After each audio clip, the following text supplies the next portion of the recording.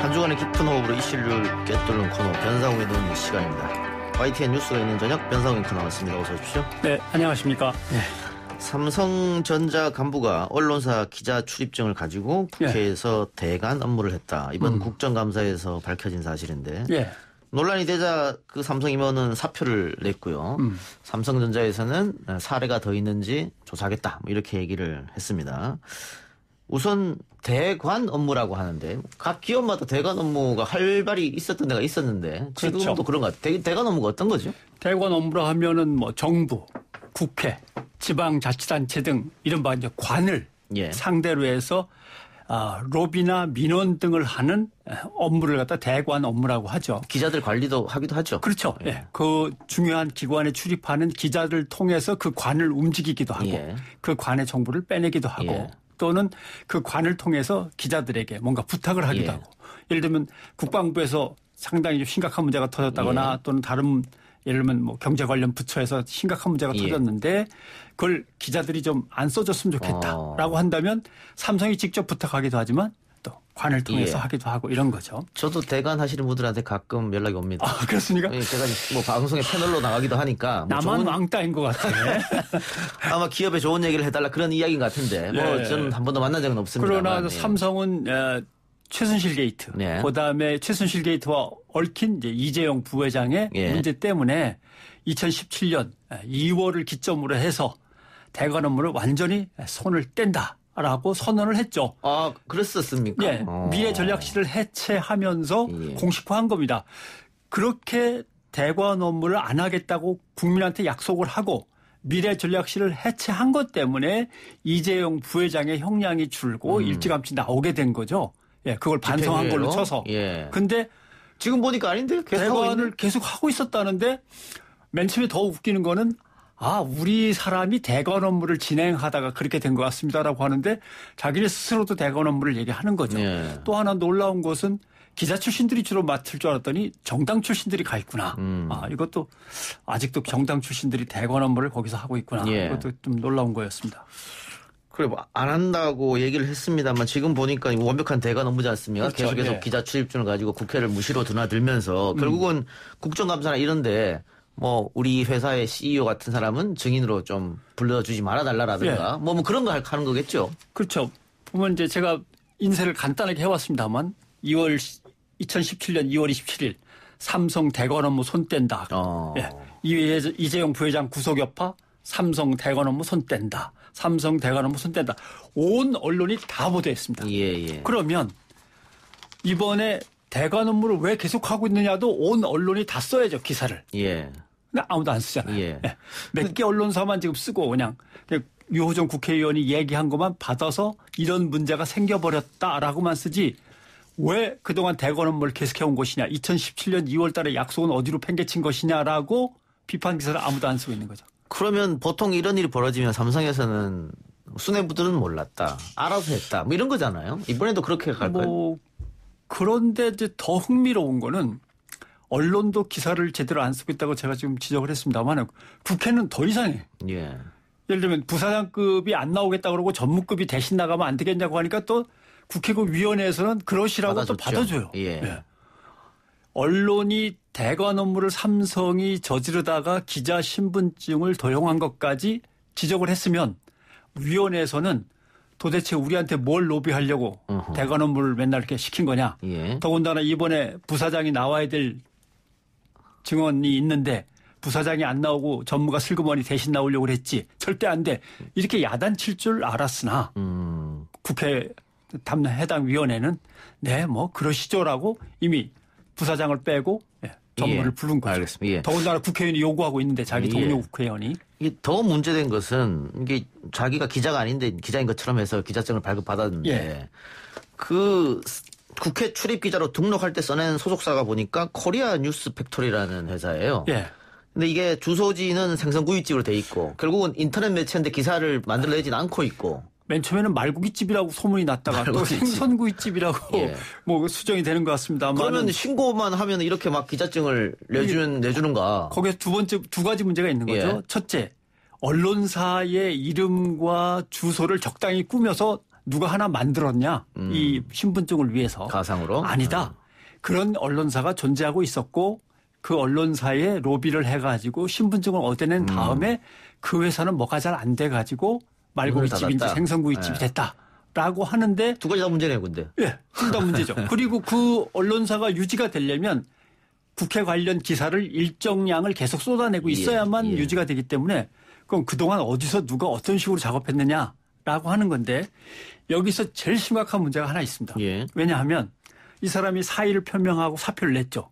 삼성이 받아들였습니다. 그래서 맨 처음에 8일인가 9일에 사과 성명이 삼성에서 나왔고 오늘 신문을 다시 보시면 이것도 뭐 몇몇 언론사밖에 안 썼습니다마는 사표가 수리됐다고 기사가 나왔습니다.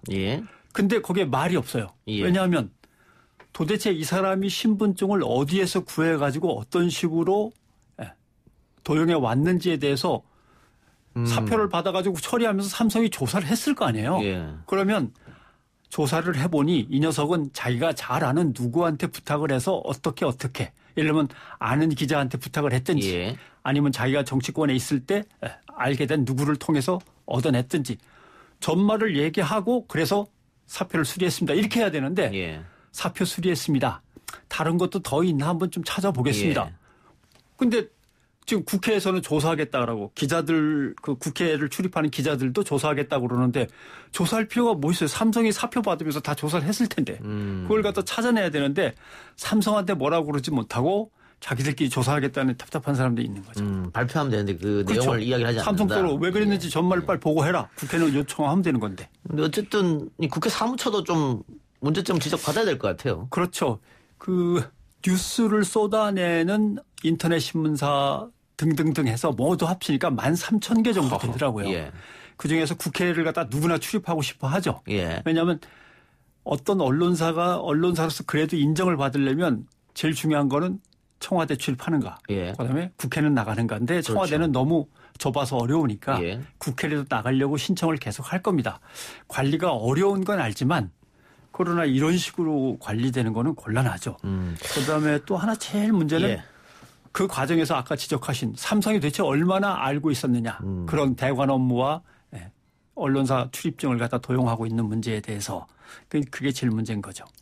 일단 김영춘 국회 사무총장은 이런 일이 벌어진 데에서 삼성에 대해서 강력한 유감을 표하고 재발 방지를 위해서 언론가 전문가의 의견을 들어서 합리적으로 제도 개선하겠다라고 했으니까 어떤 안이 나오는지 좀 지켜보고요. 국회 기자연합회는 성명에서 아무튼 뭐 빨리 조치하라고 얘기는 했습니다마는 그리고 또 하나 이제 핵심이 빠진 거는 삼성이 중소기업의 기술을 탈취했는데 기사 제목을 보면 류호정 잘했다라는 쪽으로 기사를 쭉 쓰지 실제로 삼성전자의 기술 탈취가 어느 수준까지 가 있고 그동안 얼마나 많은 피해가 있었는가를 지금부터 달려들어서 취재를 해야 되는데 그 기사는 안 나오고 있습니다.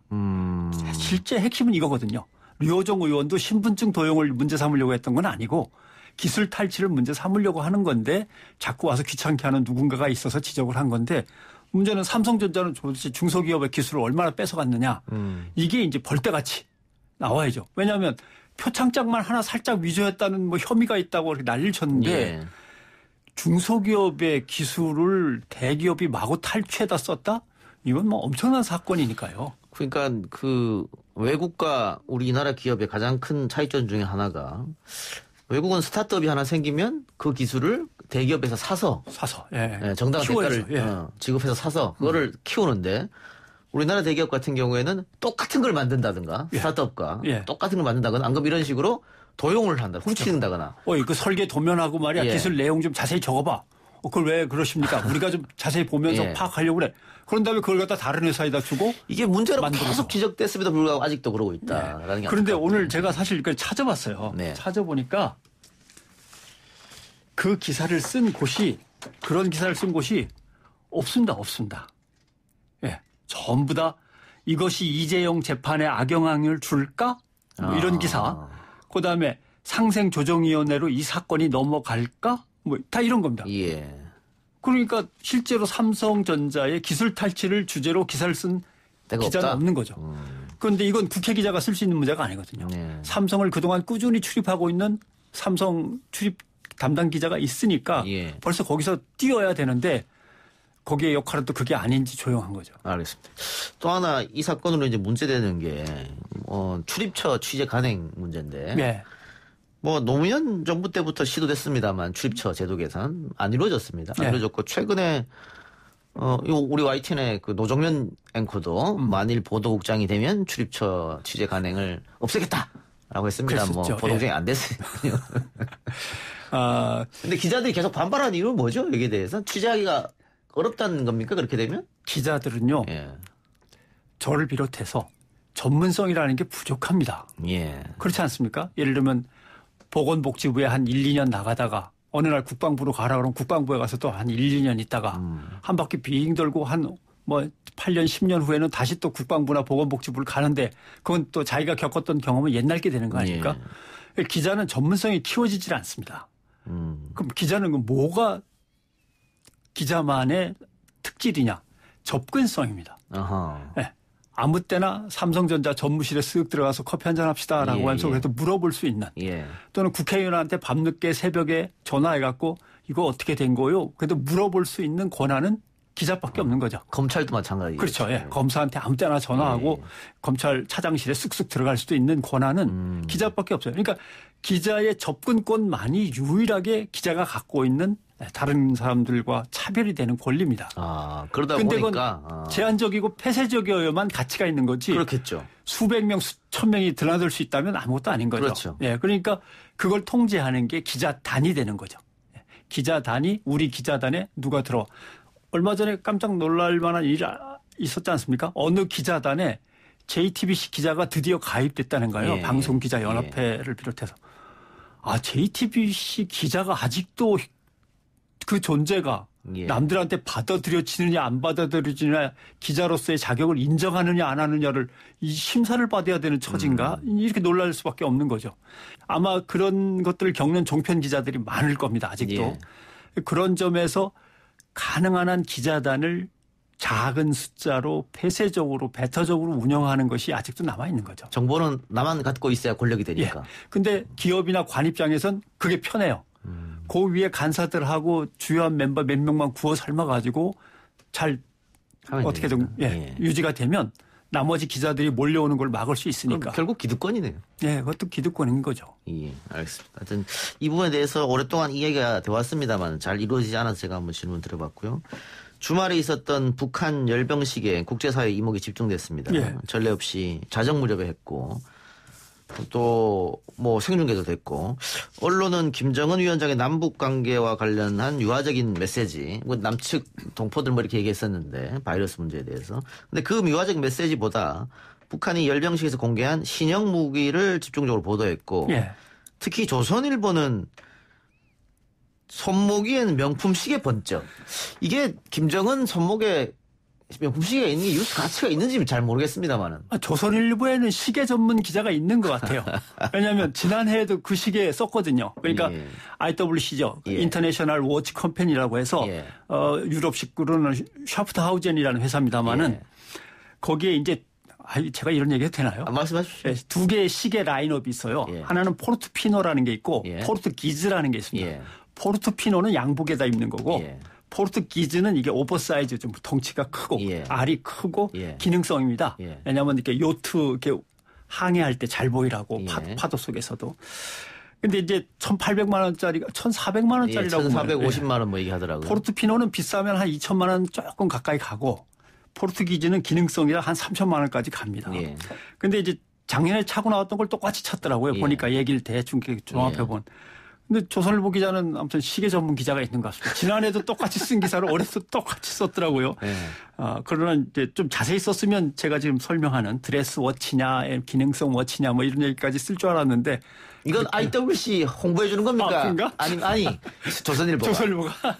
아니면은 뭐 김정은 위원장을 폄하하기 위함입니까? 그러니까 북한 인민들은 굶주리는데 비싼 시계를 찾다. 더군다나 그 비싼 시계는 북한 제재 품목에 속한다라고 했는데 그걸 증명하려면 북한 제재가 본격적으로 시작되기 전이 아닌 후에 샀다는 것까지 증명을 해야 되는데 그런 얘기들은 없습니다만은 계속 IWC 시계를 갖다 좀 주목시키고 있습니다. 그리고 김 위원장의 열병식 중계를 두고도 예. 어떻게 이 열병식을 생중계를 할 수 있느냐, 뭐 섬뜩하다 이런 표현까지 썼던데. 그것도 2015년 10월 10일 5년 전에 예. 지금이 노동당 창건 75주년이니까 이때는 노동당 창건 70주년이죠. 예. 예. 2시간 30분 동안 중계를 했어요. 종편들이. 예. TV조선, 채널A, MBN이 했습니다. 예. 2시간 30분 중계를. 채널A가 중계를 잘했다고 동아일보가 기사를 썼어요. 채널A 열병식 보도. 종편 시청률 1위 기록해. 동아일보 기사입니다. 동아일보. 그럼 2015년도에 중계한 열병식은 잘한 거고. 그렇죠. 5년 후인 지금 열병식 중계한 거는 섬뜩한 것입니까? 지상파 종편 모두 지금 조선중앙TV에 저작권료를 내고 있습니다. 예. 근데 이게 중간에 남북 사이가 나빠지면서 지금 돈이 전달이 안 됐고 법원에 공탁하고 있는데 그게 지금 21억 쌓여 있어요. 예. 전부 다 같이 내고 있는데 그런 얘기들은 싹 빼고 그다음에 5년 전에 했던 얘기도 싹 뺀 다음에 남의 열병식을 뭐 이렇게 저것이 우리나라로 폭탄이 날라오면 어떡하려고 이러면서 이제 공포를 좀 부추기는 거죠. 그러니까 그 우리 언론에서 북한 관련 보도를 자신의 입맛대로 또 혹은 정권이 어디냐에 따라 다르게 쓰는 것 같은데 네. 이번 열병식 보도도 마찬가지 5년 전과 지금 전혀 다르니까 그렇죠. 과거 박근혜 정부 때 그 통일은 대박이다. 그 시리즈를 가장 많이 실어준 게 또 조선일보거든요. 그렇죠. 예. 근데 그때는 막 유아스럽게 썼다가 지금 또 정반대로 쓰고 있잖아요. 예. 통일은 대박이라고 해서 통일 기금 모금을 한 것이 조선일보입니다. 예. 몇 천억을 모았는지는 모르겠습니다만은 그걸 어디다 썼는지 지금 내력도 잘 안 나오고 있는 거죠. 사실 언론이 중요한 것은 이때 북한이 열병식에서 선보인 무기들이 한반도 동족을 향해 겨누어지지 않으려면 우리는 지금 무엇을 해야 할까? 뭐 이런 게 중요한 거거든요. 예. 그러려면 진짜 종전선언을 빨리 하든지 종전협정을 빨리 맺는 게 중요하다든가 아니다. 무기를 다른 데서 더 사와가지고 북한이 감히 그러지 못하도록 눌러야 된다. 예. 뭔가 논의가 필요한데 그런 논의는 빠진 채로 뭐 무시무시한 무기들이 등장했다. 뭐 몇 시간을 중계를 했다 이런 건데 김종인 위원장이 좀 착각하는 게 있는 것 같습니다. 종전선언, 종전협정 이런 얘기를 꺼내는 거는 대통령이 반헌법적이다라고 하는데 헌법을 잘 안 읽어보신 것 같아서 제가 설명을 드리면 헌법 전문에는 조국의 민주개혁과 평화적 통일 사명에 입각해서 국정을 꾸리도록 돼 있고요. 예. 헌법 69조에 대통령은 다음과 같이 선서해야 된다. 평화통일 지향이라는 게 들어가 있습니다. 대통령 선서문에. 그다음에 66조 3항에 보면 헌법 평화적 통일을 위해 대통령은 성실히 노력할 의무가 있다 이렇게 돼 있어요. 그런데 예. 종전선언을 자꾸 얘기한다고 해서 반헌법적인 대통령이라고 하면 김종인 위원장이 헌법에 대해서 조금 이해가 부족한 거로 봅니다. 예. 게다가 지금 미국 민주당 하원내교위원장 후보가 3명인데 예. 그 후보 3명 전원이 한국전 종전선언 결의안에도 서명 지금 그렇죠. 있지 않습니까? 예. 이렇게 하면 미국하고 의견이 달라지는 것도 아닌데도 불구하고 어쨌든 예. 뭐 종전선언을 구걸한다 이런 식으로 얘기를 하고 있기 그렇죠. 때문에. 그렇죠. 이런 문제들을 사실 지금 뉴스 정면 승부에서 다루듯이 종합적으로 국민들한테 다뤄줘야 돼요. 예. 종전선언을 빨리 하는 게 좋으냐? 저는 사실 이것도 참 위험하다고 생각합니다. 왜냐하면 종전협정으로 끌고 가야 되고 그 안에 미국을 끌어들여야 되는데 미국이 북한을 우습게 알고 계속 위협한다면 북한이 종전선언이든 협정이든 할 리는 없거든요. 예. 결국 이런 것들이 어떻게 얽혀 있는지 그다음에 지금 우리 군사력이 세계 6위까지 가 있을 겁니다. 왜냐하면 지난번에 아마 박근혜 대통령 때 12위인가 그랬거든요. 예, 이번 조사에서 6위인가 한 것 같더라고요. 예. 그동안 박근혜 대통령 정부부터 문재인 정부까지 군사력을 위해서 돈을 얼마나 들였으면 이렇게 군사력이 껑충껑충 뛰어오르나. 과연 이게 종전선언으로 가는 거하고 같은 길인가. 뭐 이런 것도 이제 얘기를 해야 되고. 특히 언론의 문제인데 언론을 우리가 흔히 분단 저널리즘, 냉전 저널리즘 그러는데 지금의 언론은 조선일보 같은 행태를 보인다면 이건 호전 저널리즘에 속합니다. 기득권 체제는 전쟁 분위기가 아슬아슬하게 갈등을 빚으면서 이렇게 끌어올라야 나름대로 유리하다고 생각하는 거죠. 그리고 또 하나는 북한에 대해서 자신감이 있기 때문에 냉전 저널리즘, 호전 저널리즘이 생깁니다. 우리가 불리하면 빨리 평화를 위해서 뛰겠죠. 그러나 정치, 외교, 경제에서 우리가 유리한 걸 알면서 계속 냉전과 호전을 이제 불러일으키는 것도 있는 거고 그다음에 분쟁과 갈등을 자꾸 앞세우는데 과연 불행과 위험, 분쟁과 갈등 갈등에 집착하는 것이 저널리즘의 본령인가? 이게 첫 번째 의문이고, 두 번째, 사실 우리 스스로가 저널리즘, 언론 스스로가 분쟁의 일부분이 되어온 거 아닌가? 솔직히 얘기하면 예. 네, 이런 것들에 대한 성찰이 필요한데 이번에도 뭐 기회를 놓치고 말았습니다. 예. 특히 북한 관련 보도는 뭐 확인할 필요도 없고 설사 거짓 정보 뉴스를 내보내도 예. 뭐 북한에서 명예훼손 걸릴 일 없으니까 그래서 조금 확인을 거치지 않고 막 쓰는 경향이 있다. 일단 특히 쓰면 뭐 조선일보의 현송월 총살 보도. 그렇죠. 버젓이 그 지난번 올림픽 때 또 우리 쪽으로 내려왔지 않습니까? 예. 공연도 하고. 그런데 조선일보가 그 오보 내는 거 아직도 안 내리고 있거든요. 그 사실은 BBC라든가 또 가디언, 뉴욕타임즈 같은 데는 오보난이 딱 거의 고정적으로 정해져 있어서 실시간으로 오보가 정정 보도로 올라갑니다. 예. 예. 그래서 가디언 같은 경우도 보면은 업데이트가 실시간 업데이트예요. 우리가 이 기사를 잘못 썼습니다라고 하는 게. 근데 뭐 잘못 썼습니다라고 하는 것도 몇 년 지나서 나가지만 내리지도 않는다 그러는 거는 사실은 독자와 시청자에 대한 어떤 책임을 갖다 완전히 방기하는 거죠. 예, 예. 뭐 김일성 주석 사망 뭐 이런 거 다 오보도 막 했었습니다만은 결국은 나중에 뭐 사과라는 건 없었기 때문에 네. 그런 보도에서 문제가 있는 게 아닌가 싶고 마지막으로 하나만 짚어보면 유명희 통상교섭본부장이 예. WTO 사무총장 최종 후보에 올랐습니다. 역시 뭐 우리 정부에서는 당연히 전폭적으로 지원을 할 텐데 예. 첫 한국인 WTO 사무총장 어떻게 될 것 같습니까? 어떻게 보세요?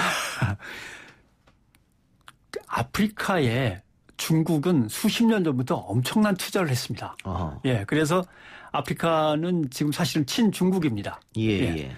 근데 이제 일본은 중국하고 아프리카가 가까우면 미국 쪽으로 빨리 붙어야 되는데 당연히 그렇게 하고 싶으나 유명희 통상본부장이 사실은 우리하고 일본하고의 무역 분쟁에서 실무를 담당했던 예, 바가 그렇죠. 있기 때문에 이 사람이 WTO로 간다면 도대체 이게 한국하고의 관계에서 우리가 엄청 불리해지는 데라고 하니까 지금 쩔쩔매고 있는 거죠, 중간에서. 일본 입장은? 예, 그러니까 예. 일본 정부가 나서지 못하고 일본 언론이 계속 바람을 넣습니다. 과거 반기문 사무총장 때는 일본이 굉장히 반대했는데. 예. 왜냐하면 사실은 동북아시아에서 중국은 워낙 덩치가 크니까 그렇지만 일본이 감히 우리한테 덤빌 자가 누구냐라고 자신 있게 자기의 위치를 공고히 하고 있었는데 예. 여기에 이제 네 나라가 뛰어드는 거 아닙니까? 홍콩, 싱가포르, 대만, 한국. 예. 예. 다 약점이 있습니다. 대만 같은 경우는 중국에 맨날 눌려 있는 거고 싱가포르 같으면 뭐 독재 국가고 그다음에 홍콩 같으면 중국에게 어차피 이제 들어가야 되는 국가고 그랬기 때문에 한국의 약점은 이제 대북 관계라든가 이런 겁니다. 아니면 전쟁 리스크 이런 것들을 계속 이제 물고 늘리면서 일본은 한국을 갖다 올라오지 못하게 제압을 하는 것인데 이제 다 깨졌죠. 다 깨졌습니다. 그래서 근데 이제 문제는 아프리카가 확실하게 친중이고 중국이 이번에 확실하게 아프리카를 민다고 선언을 하면 일본은 어쩔 수 없이 미국 쪽으로 붙어야 됩니다. 예. 거기다 중국에서 붙었다가는 뭐 난리가 날 테고 예. 중국하고 일본 사이는 이미 틀어졌으니까 그래서 지금 일본은 상당히 애매한 건데 중국, 일본이 동시에 덤비지 않는 한 우리가 확률은 있다고 봅니다. 그런데 일본이 기권을 해버린다거나 예. 뭔가 빠져나갈 구멍을 만드는 작업을 한번 지켜봐야 결론이 날 것 같습니다. 아직 많이 남았습니다만. 그러니까 결국 그 유명희 통상교섭본부장의 상대 후보가 이제 아프리카 그렇죠. 출신의 사람이기 때문에 아프리카 편은 늘 잘 뭉치거든요. 예. 그래 아프리카, 중국 이렇게 예. 상대해야 되는 거죠. 그러면 일본이 한국 후보가 되면 안 되는데라고 생각을 하더라도 예. 중국을 걱정해서 겨냥해서 결국 할 수는 없을 것이다. 왜냐하면 결국 미국과 중국의 대결이고 WTO 사무총장은 그걸 중재하는 역할이거든요. 그렇군요. 그런데 중국에 붙으면 뭐 미국한테 밑보이는 거죠.